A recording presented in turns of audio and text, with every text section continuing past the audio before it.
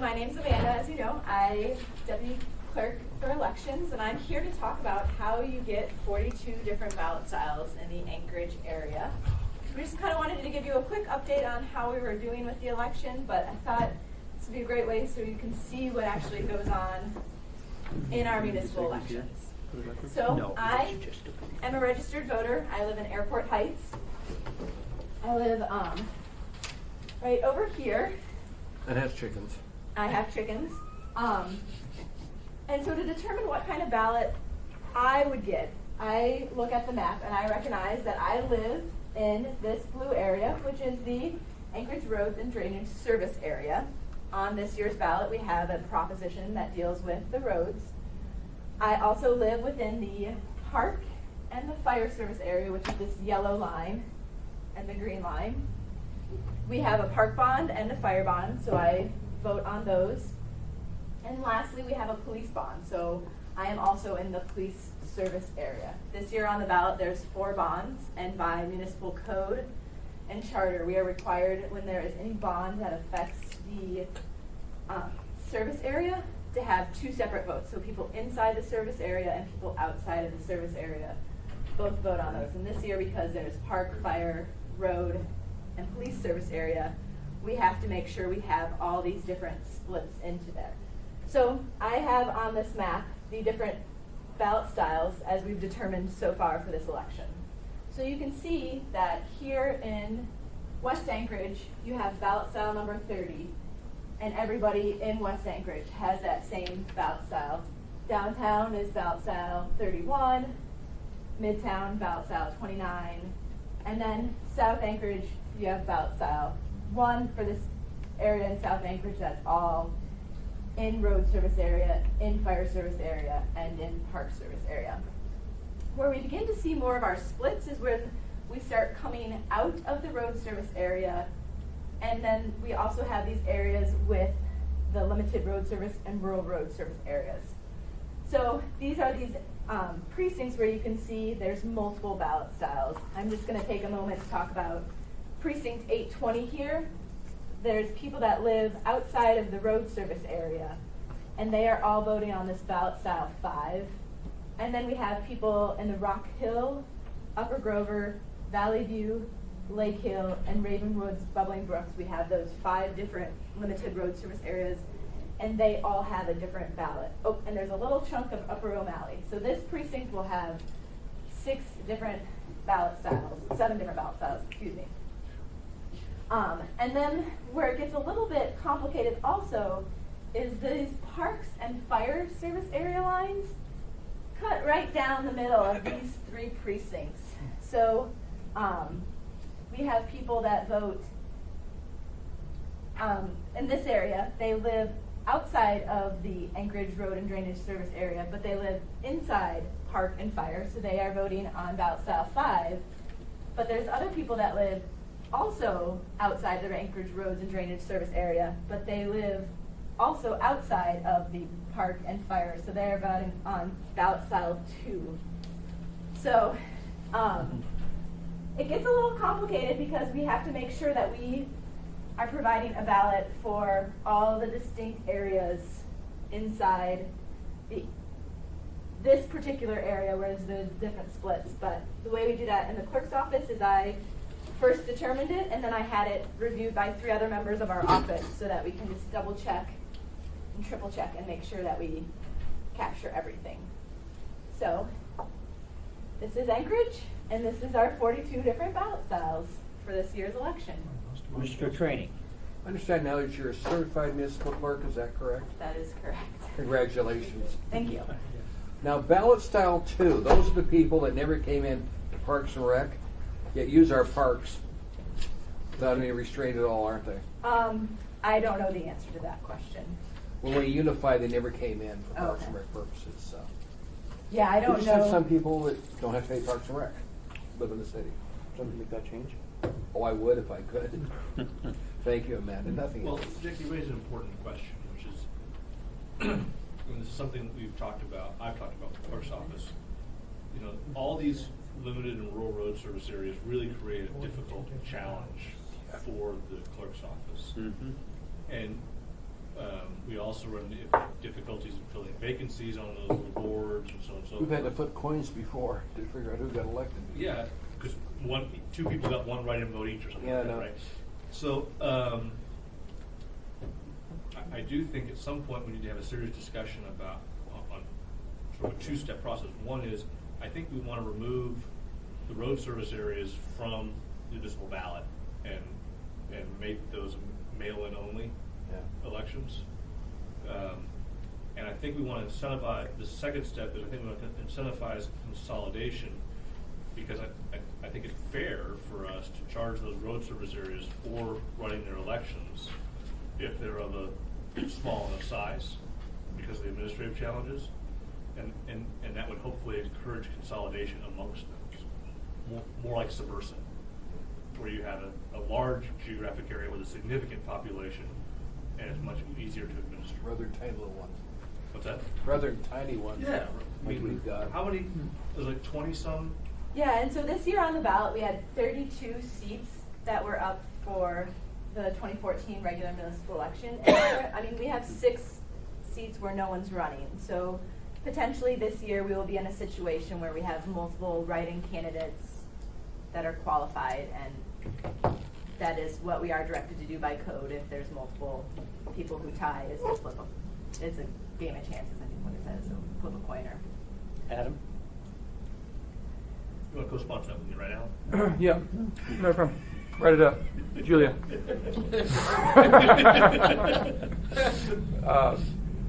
So we'll just take Midtown, for example. Well, actually, I guess all the ballots. Is it every year that you have 43, or do some years you have 45, 39? Because what I'm wondering is there, we know that it's assembly, mayor. I mean, it's hard to imagine Mr. Trini not being on the ballot at some point. But the name, it seems to me that the only thing that would change are the names, or write-in or not write-in.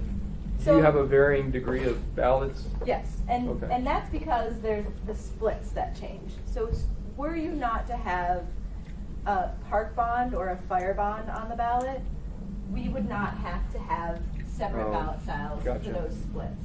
Gotcha. If there wasn't a road bond, we wouldn't have that separate ballot styles for those splits.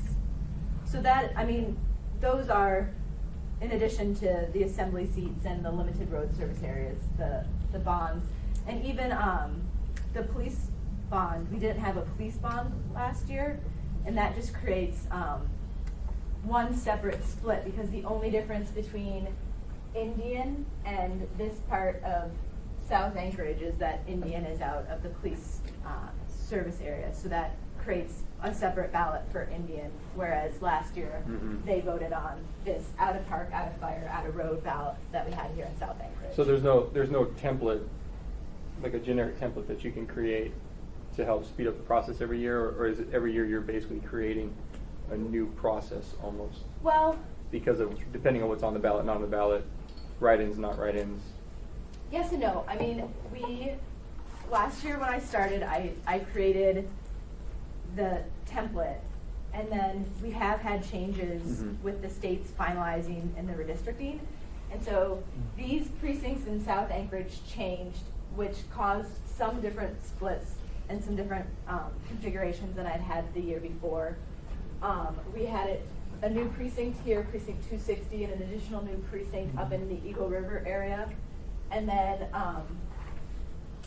precinct 520, the state redistricting line is one block over from the assembly district line, so that was the precinct that was split already, but that does create a new split there. So we do have to update it every year, and we double check it because we just want to make sure moving forward every year that we've captured everything. Gotcha.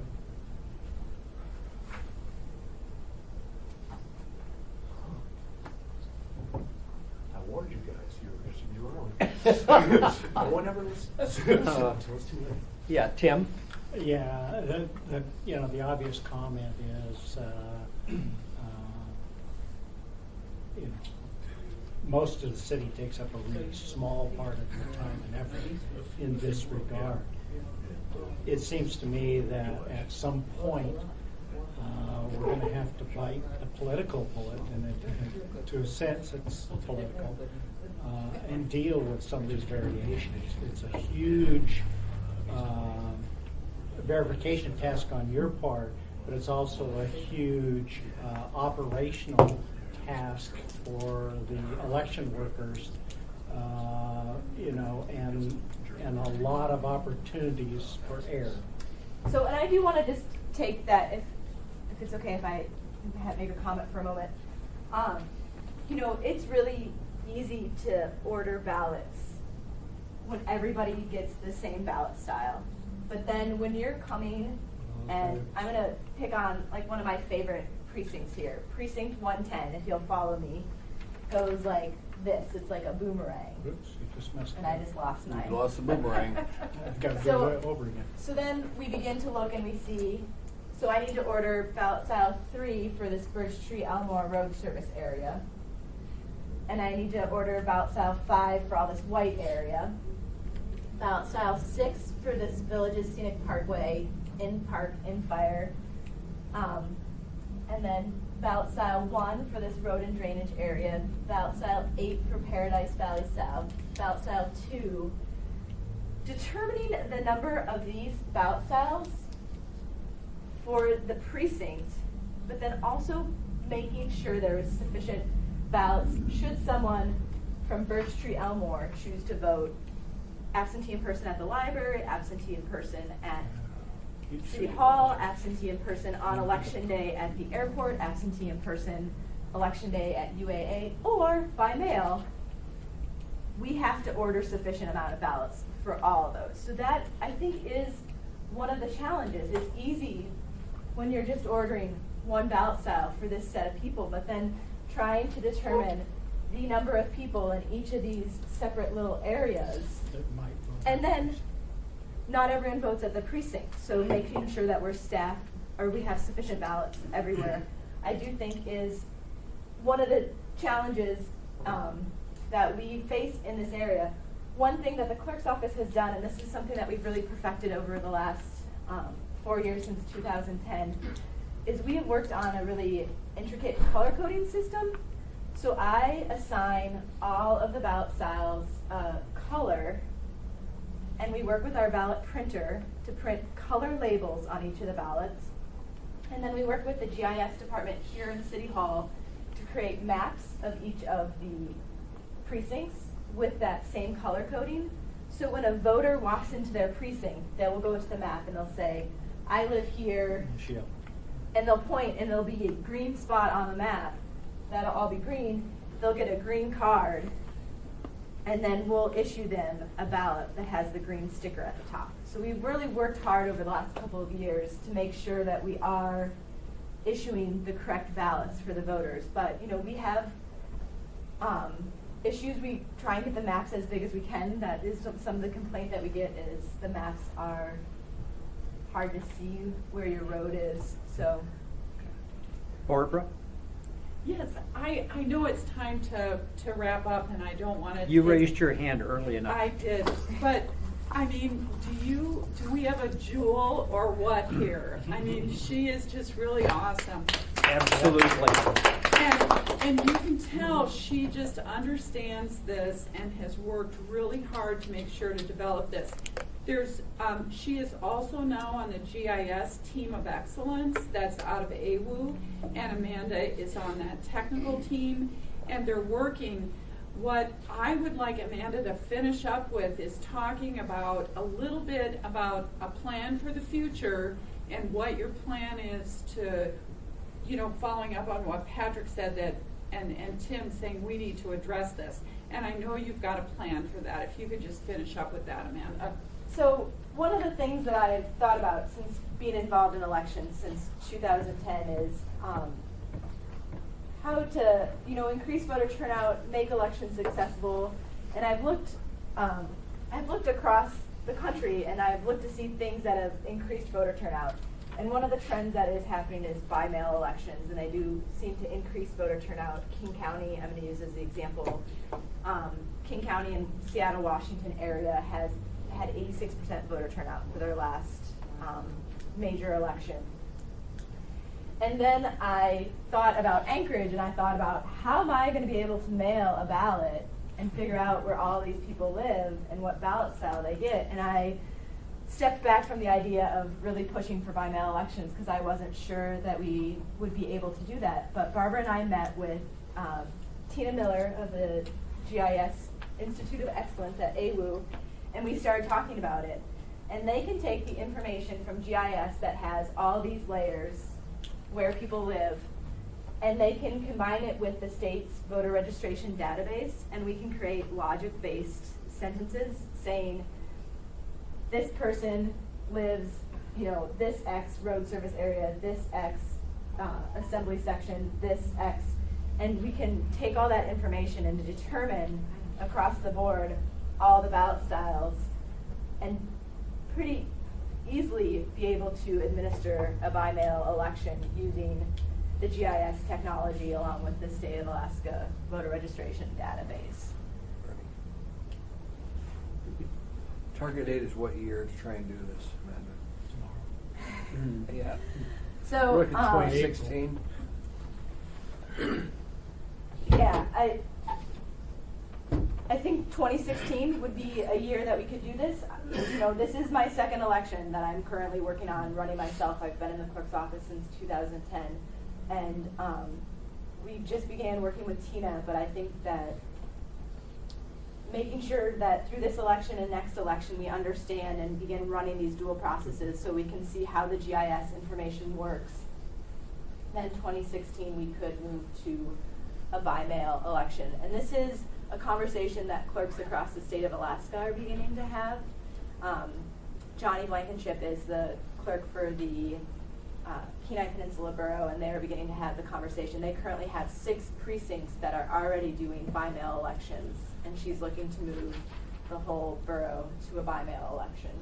Well, let us know how we can help you, Amanda, because we all need to be involved in making sure you've got the legislation and the money to get this done. Because we're trying to increase voter turnout. I think vote by mail will do exactly that. I was talking to a couple from King County. I said, so what do you guys do with your ballot?